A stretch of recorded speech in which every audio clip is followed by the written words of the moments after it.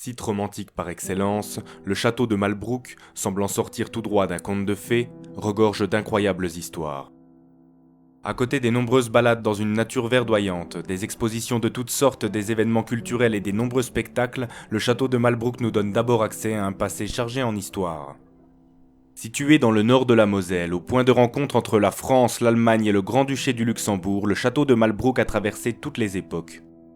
Au cœur de l'Europe, il est un véritable carrefour touristique bercé dans une région riche en histoire et proche de nombreux autres lieux incontournables. Entièrement restaurée, cette vénérable bâtisse a su rester un lieu vivant et éblouissant 600 ans après sa construction. En effet, c'est en 1419 qu'Arnold VI, le seigneur de Cirque, assoit sa toute-puissance en érigeant sur un éperon rocheux stratégique le château de Mainsberg, nom qui signifiait « ma colline » en langue francique. Ce chevalier sulfureux, tantôt décrit comme templier, tantôt comme alchimiste pactisant avec le diable, a œuvré à la renommée du château en lui léguant un héritage chargé en histoire et légende.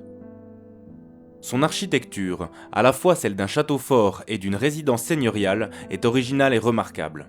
Au nord-est, la tour de la Lanterne, au sud-est, la tour de la Sorcière, au sud-ouest, la tour du Rocher Chauve et au nord-ouest, la tour des Dames.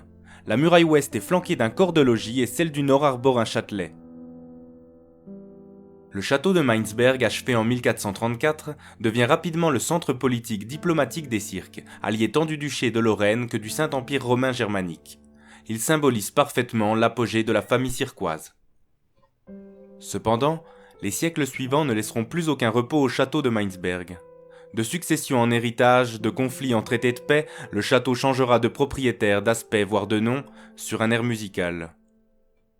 En 1705, la terrible guerre de succession d'Espagne, conflit qui embrasse toute l'Europe, fait halte au château de Mainsberg et ses alentours et vont encore apporter une pierre à l'édifice de sa renommée.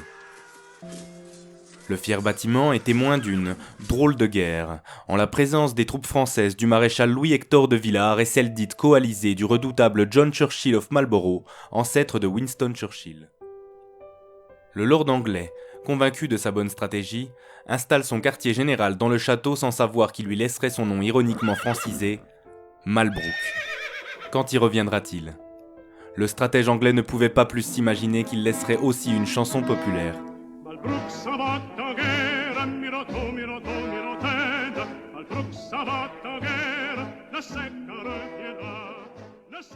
À la Révolution française, le désormais château de Malbrouck devient définitivement un domaine agricole, mutation qu'il avait amorcée au milieu du XVIIe siècle.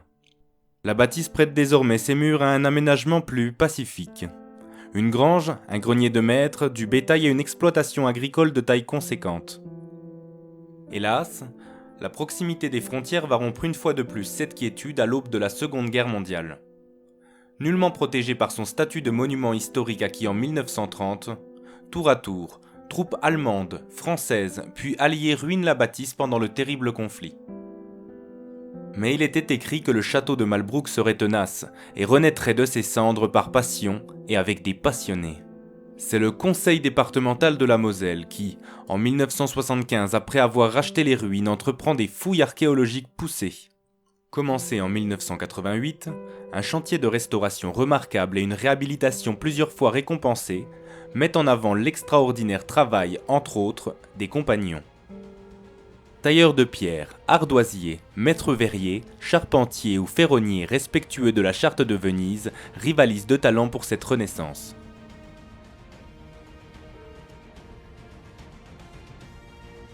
10 ans plus tard, en septembre 1998, le département de la Moselle ouvre les portes du château de Malbrouck et depuis présente passionnément à toutes et à tous son histoire. Ce château a repris une deuxième vie, en devenant l'écrin de grandes expositions et en accueillant des spectacles vivants et des événements culturels importants. Les parcours guidés dans le château sont devenus des supports pédagogiques pour de très nombreux étudiants visitant le château chaque jour. Embarquez vos petites princesses et vos petits princes pour un voyage fabuleux au pays des contes de fées et de l'histoire de France.